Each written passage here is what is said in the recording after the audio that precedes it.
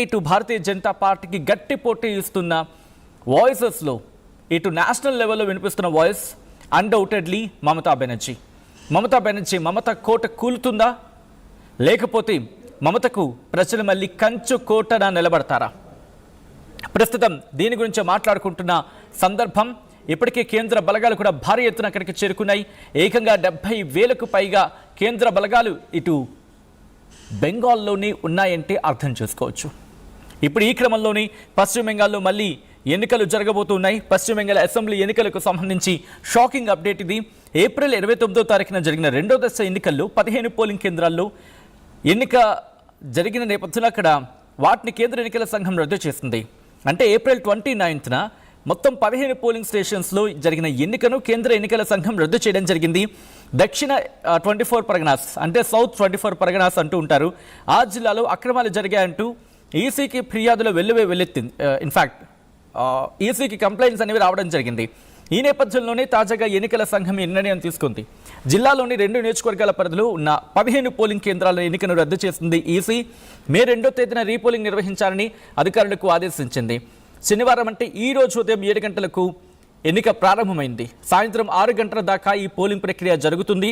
Repolling జరిగే ఈ 15 polling స్టేషన్స్లో అంటే మగ్రహాత్ పశ్చిమ నియోజకవర్గంలోని 11 బూతులు, డైమండ్ హార్బర్ నియోజకవర్గంలోని 4 బూతులు, వీటికి ఎన్నిక జరగబోతుంది. ఏప్రిల్ 29న రెండో దశ ఎన్నికల్లో ఈ ప్రాంతాల్లో రిగ్గింగ్ జరిగింది, ఈవీఎం ట్యాంపరింగ్ జరిగింది అంటూ కూడా అనేకమైన ఆరోపణలు కావచ్చు, లేకపోతే అనేకమైన కంప్లైంట్ రావడం జరిగింది ఎలక్షన్ కమిషన్కి. దీంతో రిటర్నింగ్ అధికారులు పరిశీలకుల నుంచి వచ్చిన రిపోర్ట్ల ఆధారంగా ఈ నిర్ణయం తీసుకున్నామని చెప్పి ఎన్నికల సంఘం ఇటు క్లారిటీ ఇచ్చింది. మరి ముఖ్యంగా డైమండ్ హార్బర్ నియోజకవర్గంలోని టీఎంసీ నేత అభిషేక్ బెనర్జీ ప్రాతినిధ్యం వహిస్తూ ఉన్నారు. దీంతో అక్కడ జరిగిన ఈ అవకతవకలు ప్రాధాన్యం సంతరించుకోవడం జరిగింది. బీజేపీ చేస్తున్న ఆరోపణలను క్షేత్రస్థాయిలో పరిశీలించేందుకు ఈసీ తన ప్రత్యేక పరిశీలకుడు సుబ్రతా గుప్తాను సైతం బరిలోకి దించింది. ఆయన ఇచ్చిన రిపోర్టులో వాటిని ఆ రిపోర్ట్స్ని బేస్ చేసుకొని, ఆ ఎవిడెన్సెస్ బేస్ చేసుకొని రీపోలింగ్ అనివార్యమైనట్లుగా ఇటు అధికారులు చెప్పుకొచ్చారు. మే 4వ తారీఖున ఓట్ల లెక్కింపు జరగబోతుంది. ఈ పోలింగ్ ప్రశాంతంగా ముగిసేలా అధికారులు కూడా కట్టుదిట్టంగా భద్రతను ఏర్పాటు చేశారు. ఇప్పటికీ ఆ పోలింగ్ ప్రక్రియను సజావుగా జరిగేలా ఇప్పటికే యాక్షన్లోకి దిగింది ఎలక్షన్ కమిషన్. కేంద్ర బలగాలను కూడా రంగంలోకి దించింది.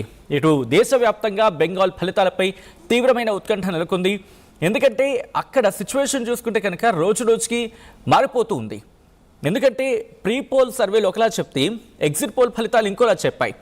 ఇటు కొంతమంది ఏమో పశ్చిమ బెంగాల్ ఇటు టీఎంసీనే ఉండబోతుంది, మమతా బెనర్జీనే మళ్ళీ ముఖ్యమంత్రి కాబోతున్నారని చెప్తూ ఉంటే, ఇంకొంత రిపోర్ట్స్ కావచ్చు, లేకపోతే ఇంకొన్ని సర్వేలు కావచ్చు భారతీయ జనతా పార్టీ అధికారులకు రాబోతుందని చెప్తూ ఉన్నాయి. కానీ పోల్ ఆఫ్ ద పోల్ దాదాపుగా చెప్తుంది ఏంటి, రెండిటికి డిఫరెన్స్ అంటే భారతీయ జనతా పార్టీకి టీఎంసీకి డిఫరెన్స్ మహా అయితే ఒక 8 నుంచి 10 సీట్లు ఉంటాయి తప్ప అంతకు మించి ఉండకపోవచ్చు అనేది.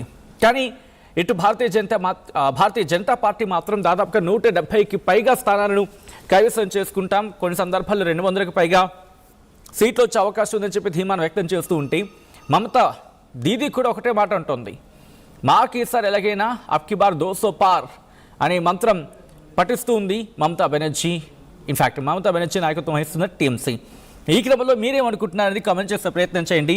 టీఎంసీ ఇప్పుడు కోర్టుని కూడా ఆశ్రయించే అవకాశం కనిపిస్తోంది. ఎందుకంటే టీఎంసీ పిటిషన్ దాఖలు చేసిన సుప్రీంకోర్టులో సీఈఓ సంబంధించి, ఎందుకంటే ఎలక్షన్ పాలసీని ఆల్టర్ చేసే అంశం కావచ్చు, లేకపోతే ఎలక్షన్ పాలసీస్ విషయంలో సీఈఓ సరిగ్గా వ్యవహరించట్లేదు అనే అంశాన్ని తీసుకొని టీఎంసీ సుప్రీంకోర్టులో పిటిషన్ దాఖలు చేసినట్టుగా ఇటు నేషనల్ మీడియా చెబుతూ ఉంది. దాంతోపాటు మరికొన్ని అంశాలకు సంబంధించి అయితే మమతా బెనర్జీ ఈ స్ట్రాంగ్ రూమ్ని పరిశీలించడానికి వెళ్ళారు నిన్న మొన్న కూడా. ఒకసారి స్ట్రాంగ్ రూమ్ పరిశీలిస్తున్నప్పుడు మమతా బెనర్జీ ఏమన్నారో చూద్దాం.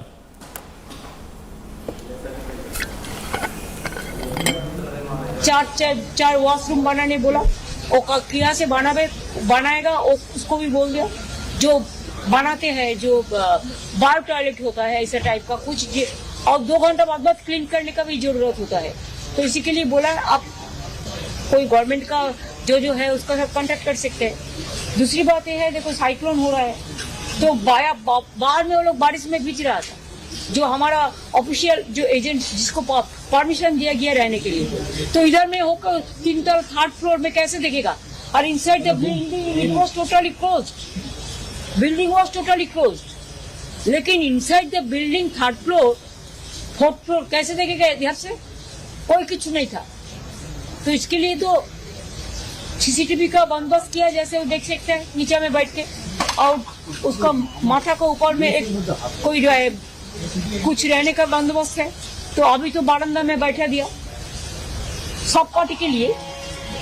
वो तो ह्यूमन बीइंग है ना, पॉलिटिक्स में रोज चलेगा, झगड़ा भी चलेगा। రైట్, అది మమతా బెనర్జీ చెబుతున్న మాటలు. మరి ముఖ్యంగా బెంగాల్లో పరిస్థితిని ఎప్పటికప్పుడు సమీక్షిస్తూ ఉన్నాం. ఎలక్షన్ కమిషన్ సరిగ్గా వ్యవహరించట్లేదు అనేది కొన్ని సందర్భాల్లో చేస్తున్న ఆరోపణ. అయితే బెంగాల్లో హింసాత్మక ఘటనలు కూడా చోటు చేసుకుని ఉన్నాయి ఈ ఎలక్షన్స్ కారణంగా. ఎక్కడెక్కడ ఎటువంటి పరిస్థితి ఉంది అనేది కూడా మాట్లాడుకునే ప్రయత్నం చేద్దాం. మరి ముఖ్యంగా ఈ మధ్య కాలంలో, అంటే ఈ గత కొద్ది రోజుగా జరుగుతున్న పరిణామాల ప్రకారం చూసుకుంటే కనుక విజువల్స్ మీరు చూడొచ్చు. ఏకంగా నెత్తురుడుతూ ఉంది బెంగాల్ ఎలక్షన్ సందర్భంగా. అయితే దీని మీద ఎలక్షన్ కమిషన్ ఇప్పటికీ ఆగ్రహాన్ని వ్యక్తం చేసింది, కొన్ని సందర్భాల్లో డైరెక్షన్స్ కూడా ఇచ్చింది. స్టేట్ ఎలక్షన్ కమిషన్ ఇంకా స్ట్రిక్ట్గా వ్యవహరించాలి అంటూ కూడా కొన్ని సందర్భాల్లో చెప్పుకొచ్చింది.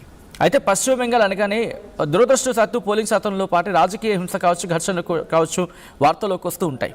దేశంలో ఇతర రాష్ట్రాలతో పోలిస్తే బెంగాల్లో ఎన్నికల హింస అనేది కొన్నేళ్లుగా కనిపిస్తూనే ఉంది. మరి ముఖ్యంగా గ్రామీణ స్థాయిలో ఆధిపత్య పోరు కావచ్చు.